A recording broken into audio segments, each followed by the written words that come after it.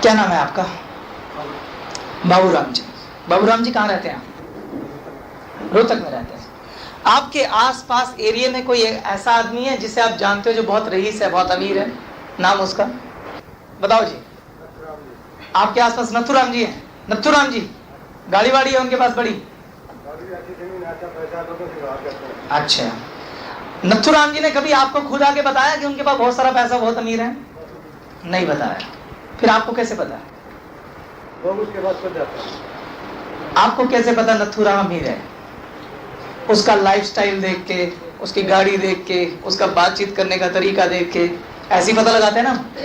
कोई रईस किसी को आके थोड़ा ना बताता कि मैं रईस हूँ। यस, ठीक इसी तरह से आपको भी लोगों को बताने की जरूरत नहीं है कि आपके पास क्या है। आपकी चाल, आपके कपड़े, आपका पहनावा, आपका बात करने का तरीका, उससे लोगों को ये जजमेंट होना चाहिए कि आपके पास कुछ है।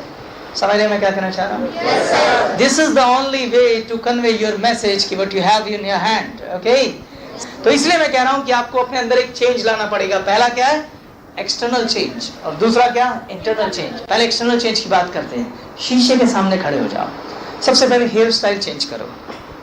एक अच्छा हेयर स्टाइल, मैं टपोरी टाइप नहीं कह रहा हूँ कि लंबे बाल कर लो, छोटा कट कर लो। अच्छा चेंज, किसी अच्छे हेयर ड्रेसर के पास जाओ और हेयर कट अपना चेंज करो।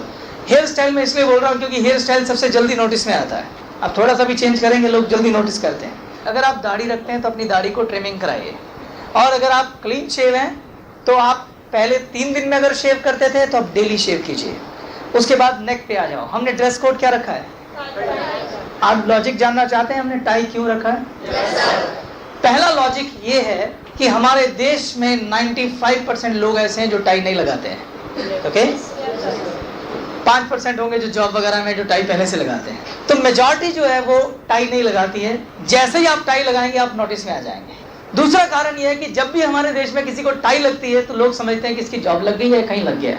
यस, यानी क्यूरियोसिटी जगाने में ये 2 पॉइंट बहुत बढ़िया है। तीसरा और सबसे इंपॉर्टेंट पॉइंट टाई लगाने के पीछे ये है कि इस टाई से आपका ड्रेस कोड अपने आप तैयार हो जाता है। कैसे, मैं समझाना चाहता हूँ। ये टाई आप किस पे लगाते हैं? क्या आप टी शर्ट पे लगा सकते हैं? कुर्ते पे लगा सकते हैं? किस पे लगाएंगे? शर्ट पर। और शर्ट भी कौन सी? फॉर्मल। एक फॉर्मल शर्ट पे टाई लगाई जा सकती है। ओके, आप एक अच्छी सी शर्ट लें जो फॉर्मल हो। फॉर्मल में प्लेन शर्ट आती हैं या इस तरह की बारीक लाइनिंग्स। ओके, ये भी फॉर्मल शर्ट है। बहुत मोटे और बड़े चेक्स पे टाई अच्छी नहीं लगती, इसलिए चेक शर्ट्स को अवॉइड किया कीजिए। तो टाई हमेशा किस पे लगती है? फॉर्मल शर्ट पे लगती है। अब आपने टाई पहन ली, शर्ट पहन ली, नीचे क्या पहनेंगे? पजामा? हेलो, पजामे पे तो नहीं पहना जा सकता। जीन्स पहनेंगे? निकर पहनेंगे? ऑब्वियसली आपको एक पैंट पहनना पड़ेगा, वो भी फॉर्मल। ओके, आपने फॉर्मल पैंट पहना, टाई लगाया, शर्ट को आपने अंदर टैग किया, उसके बाद क्या करना पड़ेगा? एक बेल्ट लगाना पड़ेगा अच्छा सा। यस, आपने टाई लगाया, उसकी वजह से आपने शर्ट पहनी, पैंट पहनी और फिर बेल्ट लगाई। नीचे क्या पहनेंगे? हवाई चप्पल लखाने की या अंगूठे वाली चमड़े की चप्पल? Sport shoe? फिर क्या? लेदर के शूज, वो भी शाइन करते हुए। और हाथ में एक बैग ले लीजिए, बस एक बैग, और 2 पेन यहाँ पे लगा लीजिए। उसके बाद अपने घर से निकलिए। फिर देखिए क्या होता है। आसपास के लोग सब परेशान हो जाएंगे। एक दिन आपको देखेंगे, 2 दिन देखेंगे, धीरे धीरे करके आपके पास आने लग जाएंगे। क्या बात है, आजकल बड़ा टाई, पैंट, शर्ट, हाथ में बैग, परफ्यूम लगी हुई है, हाथ में मोबाइल है, कहाँ जाता है, कहाँ लग गया है, कुछ हमें बता। वो पूछेंगे क्या हुआ, बोलेंगे चेंज क्यों? आप उन्हें यहाँ ला के बताना यूं। Yes or no? तो this change is very important. आपको अपने अंदर एक एक्सटर्नल चेंज लाना पड़ेगा। आपकी बॉडी लैंग्वेज, आपका चलने का तरीका, छोटी छोटी बातों पे ध्यान देना पड़ेगा। कहाँ उठना है, कहाँ बैठना है। ये नहीं कि आपने टाई, पैंट, शर्ट लगाया हुआ और आप इन ऑकवर्ड पोज में किसी पेड़ के नीचे बैठे हुए हैं या चौतरे पे बैठे हुए हैं, या आप ग्रुप में बात कर रहे हैं तो जोर जोर से ठाके लगा के बात कर रहे हैं। आपको अपनी जो बात करने का तरीका है उसमें एक सॉफ्टनेस लानी पड़ेगी। आपको हंसना भी जोर जोर से नहीं है, थोड़ी सी स्माइल काफ़ी है, क्योंकि वो ये चेंजेस भी नोट करेगा। अगर ये चेंजेस नहीं आए ना तो वो बाद में आपका मजाक उड़ाएगा। ऊपर तो टाई पैंट पहन ली लेकिन अकल नहीं है। तो ये चेंजेस भी आपको लाना पड़ेगा। जब आप कहीं खाने के लिए बैठते हैं तो आपको ध्यान रखना, ये नहीं कि सामान आपकी शर्ट पे गिर रहा है, टाई पे गिर रहा है, गाली गलोच नहीं करना है। ये इंटरनल चेंज भी दूसरे को जरूर इम्प्रेस करते हैं। जब ये दोनों चेंजेस आपके अंदर आएंगे तो आपके सामने वालों के मन में क्यूरियोसिटी जागेगी कि आखिर इसके साथ क्या हुआ, कैसे ये बदलाव आया। मैं अपने एक पुराने डिस्ट्रीब्यूटर को जानता हूं, उनका नाम था तीरथ। तीरथ एक गांव से बिलोंग करते थे। उन्होंने आज तक कभी पैंट शर्ट नहीं पहने थी। उन्होंने ज्वाइन किया, उन्होंने क्या किया, उन्होंने पैंट शर्ट और टाई खरीद लिया। गांव से वो कुर्ता पजामा पहन के ही आते थे। ऑफिस से पहले थोड़ी दूर वो अपने कपड़े चेंज करते थे और ऑफिस में आ जाते। जब ऑफिस से निकले वापस कुर्ता पजामा पहना और गांव पहुंच जाते। मुझे ये बात पता चली, मैंने उनको बुलाया। मैं कहा तीरथ जी, आपको मालूम है कि हमने ड्रेस कोड क्यों रखा है? आपके फायदे के लिए रखा है। मैं कहा आप रिच बनना चाहते हैं? उन्होंने कहा हाँ। तो मैंने कहा पहले ये बात सोचो, अगर आप रिच बनना चाहते हैं तो रिच वो लोग बनते हैं जिनके पीछे दुनिया चलती है। जो दुनिया के पीछे चलते हैं वो लोग रिच नहीं बनते। मैंने कहा आप मेरी बात मानेंगे? सिर्फ 1 हफ्ता मुझे फॉलो करना पड़ेगा। उन्होंने कहा जरूर मानूंगा। मैंने कहा आज से आप पैंट शर्ट टाई लगा के गांव में जाएंगे। मैं कहा पहले दिन ग्रुप में लोग आपका मजाक उड़ाएंगे, लेकिन आपने कोई रिएक्शन नहीं करना, कोई बहस नहीं करनी, कॉन्फिडेंस से हल्की सी उनको स्माइल देके आप चले जाना। मैं कहा दूसरे दिन भी उड़ाएं, फिर चले जाना, तीसरे दिन भी उड़ाएंगे, फिर चले जाना। मैं कहा चौथे दिन उस ग्रुप में से कोई 1-2 लोग तुम्हारे पास अकेले में मिलने आएंगे, अकेले में आएंगे और पूछेंगे कि क्या कर रहा है यार तुम। मैं कहूँ उनको यहाँ ले आना। मैं कहा उसको भी टाई बना के वहीं लेके जाना। जब आप दोनों निकलेंगे फिर कोई एक आएगा। और मैंने कहा जहाँ 4 लोग टाई लगा के गांव से निकले, उसके बाद गांव में हर आदमी टाई लगाएगा।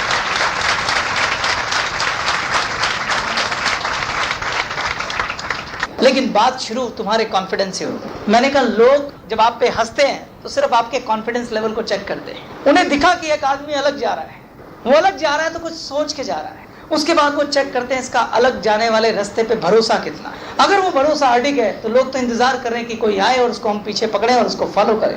आपको सिर्फ अपने भरोसे पे भरोसा होना चाहिए। बिलीव मी, तीरथ ने वैसा ही किया। एक अच्छी बात ये रही कि उसने वैसा कर लिया। ज्यादातर करते नहीं है लोग। और पूरा गांव ज्वाइन करा डाला उसने सिर्फ टाई के ऊपर।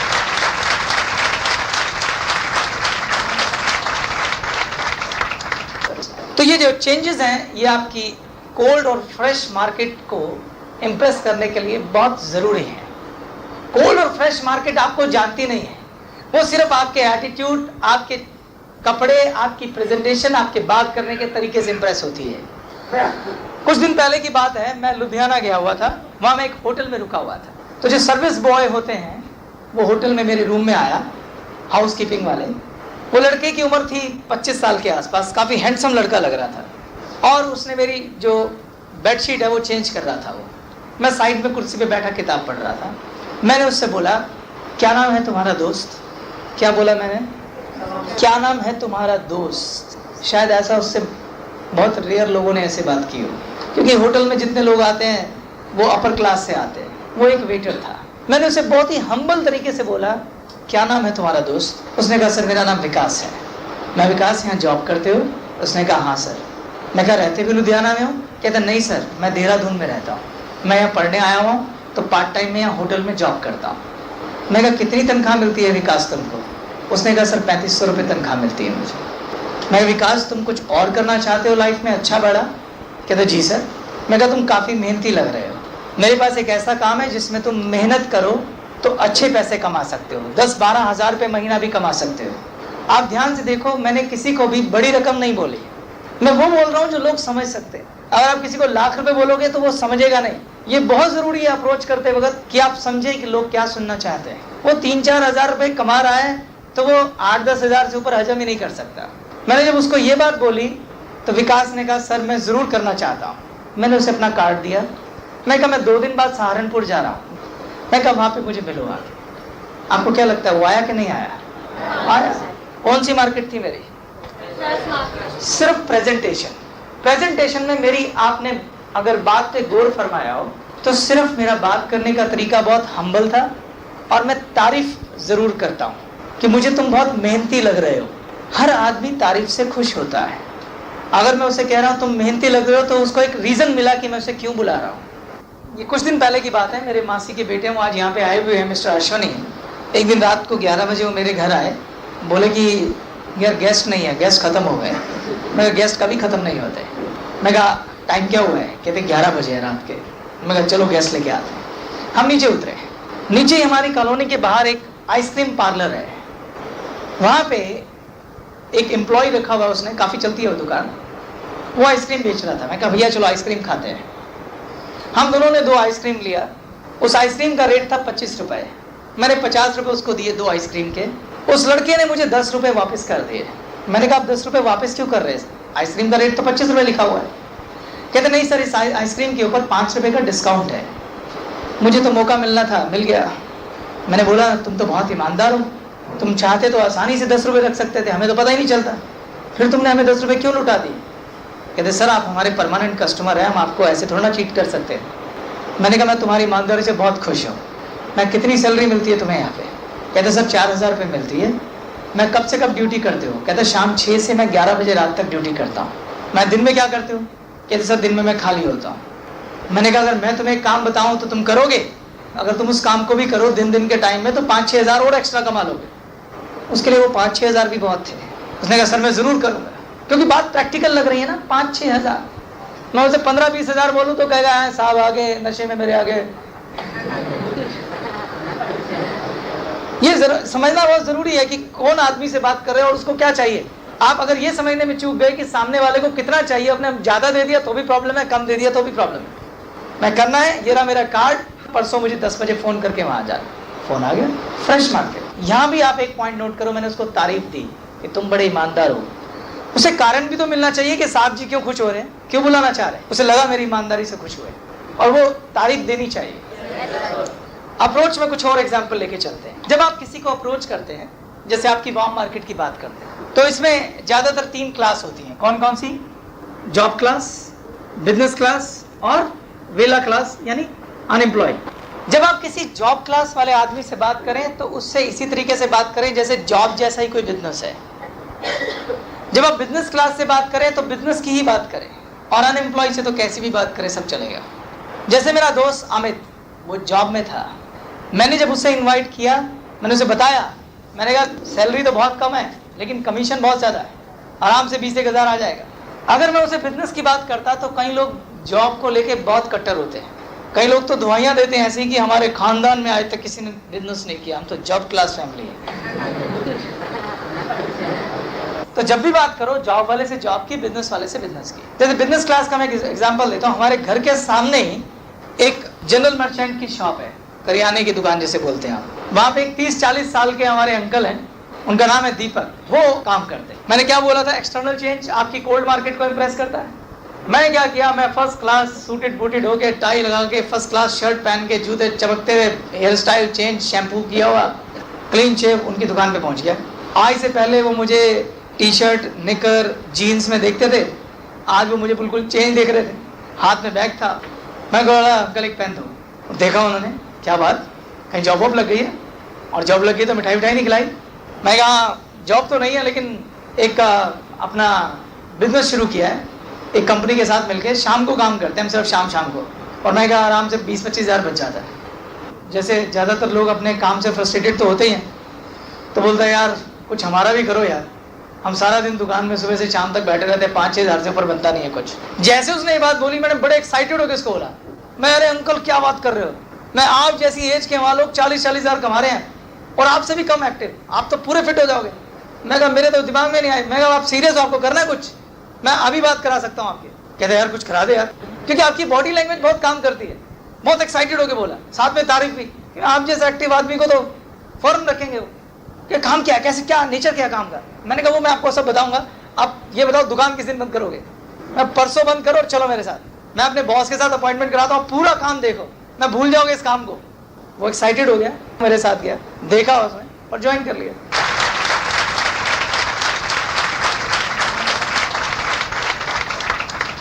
वो आदमी जो सुबह से रात तक बिजी था, जो दुकान सुबह 7 बजे खोलता है, क्योंकि मोहल्ले की दुकानें ऐसी खुलती है, और रात 10 बजे बंद करता था, वो सिर्फ एक अच्छी अप्रोच की वजह से पूरी दुकान बंद करके गया मेरे साथ।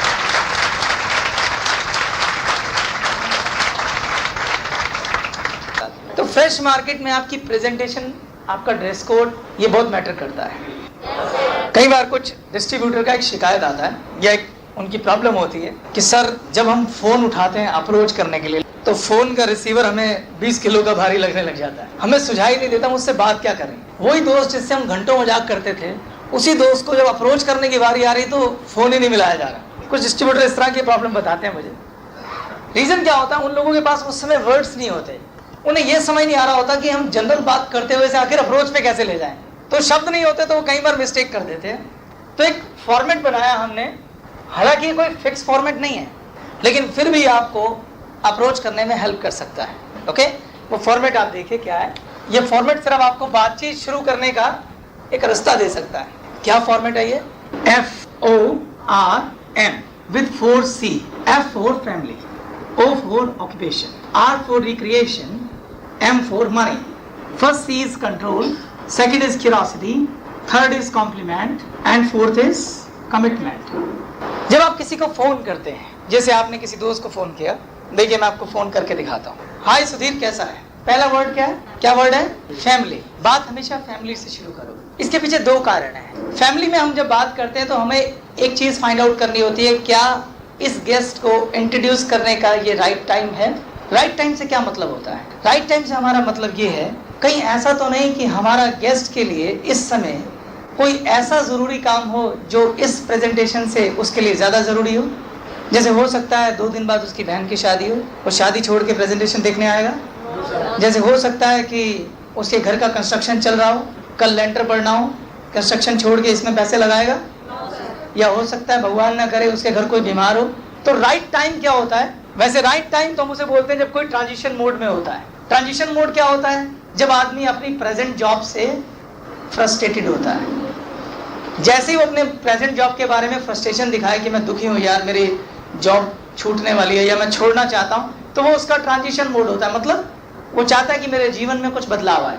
वैसे 90% लोग अपने ट्रांजिशन मोड में होते हैं। जब हम फैमिली की बात करेंगे तो हमें ये पता लगाना है कि क्या ये राइट टाइमिंग है या नहीं है। मैंने उसको फोन किया, हाय सुधीर कैसा है? उसने कहा ठीक हूँ। और घर में सब कैसे हैं? मम्मी कैसी हैं? सुनीता कैसी है? राजू कैसा है? दीपक कैसा है? अंकल कैसे हैं? जब मैं ये चीजें पूछ रहा हूँ, अगर उसकी सिस्टर की बाई चांस शादी है तो कहेगा यार सुनीता की तो 2 दिन बाद शादी है। या कोई बीमार है तो बोलेगा वो बीमार है। और अगर वो कुछ नहीं बोलता सब ठीक है तो मतलब हम भी ठीक हैं। Yes, it's time to approach him.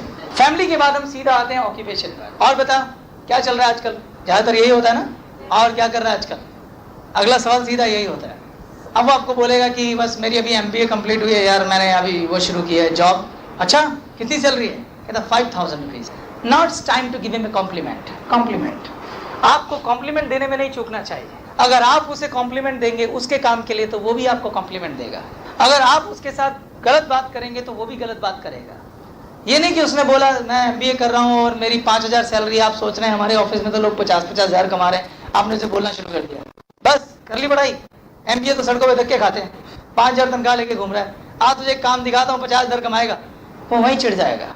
बड़ी मेहनत करके उसने MBA की, उसकी 5000 सैलरी उसका अचीवमेंट है। अगर आप उसके काम में बुराई निकालेंगे तो वो यही मौका तलाश करेगा कि कब उसका टाइम आए और वो आपके काम में आपको घेरे। यस, यहाँ पे कॉम्प्लीमेंट देने की जरूरत है। जैसे वो बोलता है कि मैंने MBA किया है, मेरा तनख्वाह 5000 है, उसको अप्रिशिएशन दो कि हाँ सुधीर मैं तो शुरू से ही जानता था तू बहुत मेहनती है, तूने MBA किया, मेरे को पूरा विश्वास है तू बहुत जल्दी तरक्की करेगा। अभी तेरी तनख्वाह 5000 है ना, अगले साल ही देखियो 20,000 हो जाएगी। वो लोग तेरे को 5000 पे कभी नहीं रखेंगे। कॉम्प्लीमेंट, जब कॉम्प्लीमेंट देंगे तो उसे अच्छा लगेगा और वो एक ऐसा माहौल तैयार होगा कि वो आपको सुनने लग जाएगा। कौन? सुधीर। अच्छा, इसमें एक चीज और भी है, जब आपने उससे पूछा तू क्या कर रहा है, उसने बता दिया, तो ये भी हो सकता है कि अगला सवाल उसका ये हो कि तू क्या कर रहा है, तो क्या जवाब देंगे आप? Global collaborators. यस, नहीं, यहाँ पर जरूरत है क्या? कंट्रोल। आपको कंट्रोल रखना है, ये नहीं कि आपने बोलना शुरू कर दिया। या तो आप उसको पुराने बिजनेस के बारे में बताओ या आप नए बिजनेस के लिए उसमें क्यूरियोसिटी छोड़ दो। उसे बोल सकते हो यार पुराना काम तो कर ही रहा था, अभी जीजा जी के साथ एक नया काम शुरू किया, उसमें ज्यादा मजा आ रहा है, उसमें शाम का काम होता है और 10-15 हजार रुपये महीना बच जाता है। इतना कह के वो छोड़ दिया। हो सकता है उसको आगे खींच ले बात को, बोल सकता है यार क्या काम है मुझे बता, तो कह सकते हो हाँ क्यों नहीं यार जरूर बताऊंगा, तुझे करना हो तो तुझे बताऊंगा। कुछ भी ऐसा छोड़ के कि एक ऑप्शन रह जाए कि वो दोबारा खुद आपको फोन करे। उसके बाद आ जाओ आप रिक्रिएशन पर। रिक्रिएशन का मतलब होता है हिंदी में मौज मस्ती, घूमना फिरना, एंजॉयमेंट। रिक्रिएशन किसके लिए होता है? क्यूरियोसिटी के लिए। आप उसे कोई ऐसी बात बोल दो कि यार मैंने तुझे फोन किया था, हम लोग एक ग्रुप टूर ऑर्गेनाइज कर रहे हैं, हम सोच रहे हैं नेपाल जाएंगे, 20-20 हजार डालने, बाय एयर जाएंगे, बाय एयर आएंगे, 5-6 दिन में आ जाएंगे, तू चलता तो बोल। वो मन में सोचेगा कल तक स्कूटर पे घूमता था, अभी बाय एयर जाने की बात कर रहा है 20-20 हजार, इसका मतलब पक्का कुछ सही है इसके पास। ये सुनो, आएगी ना क्यूरियोसिटी अंदर। रिक्रिएशन की बात करेंगे तो उसमें क्यूरियोसिटी आएगा, और हो सकता है वो पूछे यार क्या बात है, बड़े पैसे वैसे आ गए हैं, बाय एयर घूमने जा रहा है, मैं तो नहीं जा सकता, बता क्या काम कर रहा है, ये आ सकता है उसकी तरफ से इमीडिएट। लास्ट चीज है कमिटमेंट। जब वो क्यूरियस हो जाए और वो आपसे कहे यार मुझे काम दिखा, कुछ भी हो मुझे बता यार क्या काम है, फिर आप उससे कमिटमेंट लो। तो अगर तुम वाकई में इंटरेस्टेड है काम देखने में, देख मैं तो सोच रहा हूँ तेरी नई नई जॉब है, अगर तू वाकई में इंटरेस्टेड है तो मैं अपॉइंटमेंट ले देता हूँ, तुझे पूरी छुट्टी करनी पड़ेगी एक दिन की ऑफिस में से, कभी मत बोलो कि संडे तेरी छुट्टी है तू आ जा, वो कन्विंसिंग हो जाएगी। उसे बहुत छुट्टी करनी पड़ेगी शुक्रवार को। जॉब वालों को तो कभी संडे पे नहीं लाया, उनकी मैं स्पेशल एक छुट्टी करवाता था, और वो चाहते भी यही है कि मैं उनसे छुट्टी कराऊं। तो इस पैटर्न से आपको अप्रोच करने में हेल्प मिलेगी। कोई डाउट किसी को? Now the last topic is some common problem faced by distributor and some common mistake done by distributors. ये मैं बता रहा हूँ एक एक करके, इसको जरूर नोट कीजिए। The first problem is lack of conviction and lack of self esteem.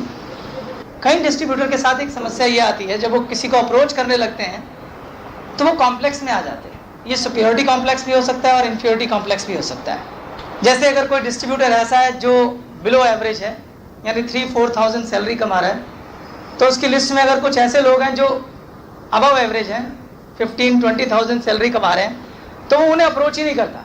जब उनकी अपलाइन उन्हें कहती है ना अप्रोच करो, तो वो ये बहाना बना देता है जब मैं इस बिजनेस में कामयाब हो जाऊंगा ना मैं तब इन्हें बुलाऊंगा।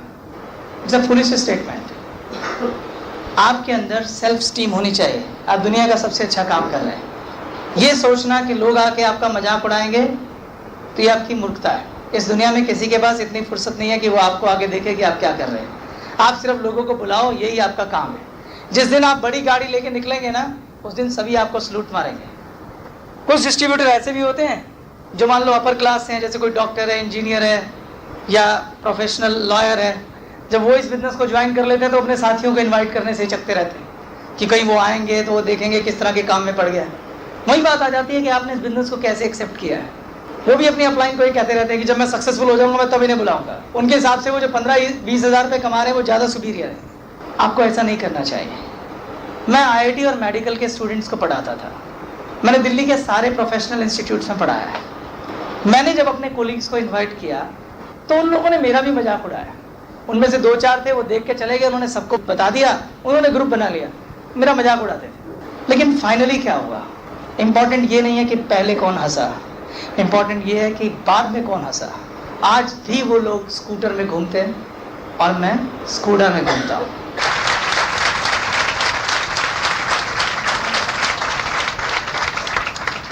अगर मैंने इस बात की परवाह की होती कि वो लोग इस समय हंस रहे हैं, तो आज मैं इस सिचुएशन में नहीं होता कि मैं उन पर हंस सकूं। यस, मुझे अपने भरोसे पे भरोसा था, इसीलिए मैं आज यहाँ हूं। जब आप इस काम को कर रहे हैं तो दिल से करें। देखो, हमारे बुजुर्गों ने भी कहा है कि जिस काम को हम करते हैं उसके लिए मन में श्रद्धा होनी चाहिए। अगर आप दुकान खोलते हैं तो सबसे पहले उसकी पूजा करते हैं, धूप बत्ती करते हैं। जिस काम के लिए आपके मन में श्रद्धा नहीं है, जिस काम में आपको लोगों को लाते हुए शर्म आ रही है, उस काम को मत करो। ओके? काम के लिए श्रद्धा होना चाहिए। मेरे लिए ग्लोबल कोलैबोरेटर एक मंदिर की तरह, एक टेम्पल की तरह, क्योंकि ये वो जगह है जहाँ से मेरी सभी विशेष, मेरी सारी उम्मीदें, मेरे सारे सपने पूरे होने वाले हैं। आदमी मंदिर में क्यों जाता है? कुछ मांगने। यहाँ से वो सारी मांगे पूरी होती है। इसीलिए ग्लोबल कोलैबोरेटर हम, मेरे लिए तो एक टेम्पल है, मंदिर है। आप भी डिसाइड करो कि आपके लिए क्या है। कुछ लोग क्या करते हैं, एक और मिस्टेक करते हैं, अपने गेस्ट का अपर हैंड सेट करके ले आते हैं।